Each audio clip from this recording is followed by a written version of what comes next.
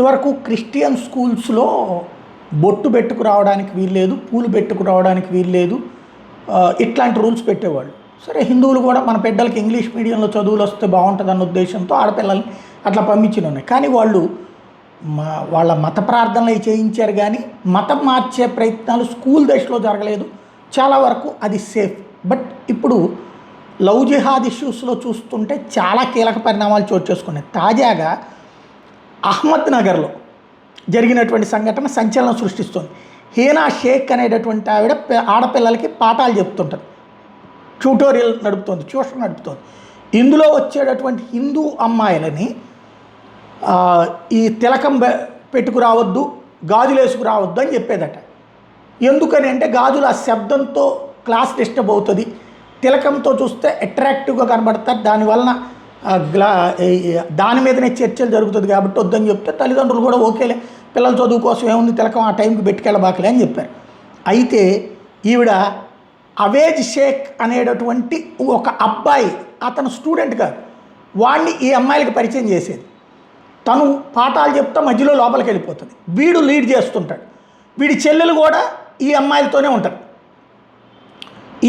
వీడి చెల్లెలు వచ్చి ఈ అమ్మాయిలతో తన బ్రదర్ గొప్పతనాల గురించి చెప్తుంటుంది.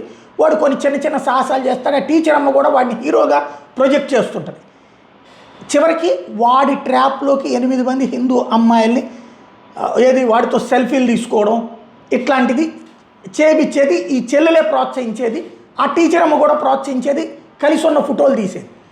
తర్వాత ఈ ఫోటోలను చూపెట్టి అమ్మాయిలు బ్లాక్మెయిల్ చేస్తే వాడితో వెళ్ళమని చెప్పేవాడు, వాడు రమ్మని చెప్పేవాడు. లేకపోతే ఇది మీ ఇంట్లో చెప్తాను, ఏంటి ఫోటో తీస్తున్నప్పుడు ఇట్లాగా బుగ్గ అనిచ్చడం ఇట్లాంటివి చేస్తాడన్నమాట. అలాంటి ఫోటోలు ఇంట్లో చూపెడితే ఏమైపోతుందన్న భయంతో వాడు చెప్పే మాటలు వినే పరిస్థితి వచ్చింది. అయితే ఒక 2 అమ్మాయిలు ఎదురు తిరిగారు. వాళ్ళు ఇంట్లో ఈ పరిస్థితి చెప్పడంతో సీన్ మారింది.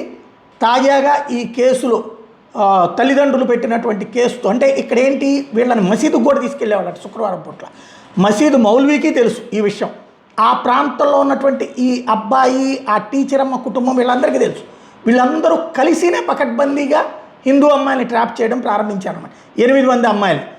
ఈ వ్యవహారం ఇప్పుడు వెలుగులోకి వచ్చినటువంటి నేపథ్యంలో అవేజ్, నిషార్ షేక్, కైఫ్ షేక్, సోహైల్ షేక్, హీనా షేక్, అలీషా షేక్, సలీం పఠాన్, అల్తాఫ్ షేక్, షకీర్ సయ్యద్, ఈ 8 మంది మీదన కేసులు పెట్టారు పోలీసులు. ఇక చివరికి ఎవరిని నమ్మాలో తెలియని పరిస్థితుల్లోకి దేశంలో హిందువులు వెళ్లాల్సి వస్తుంది.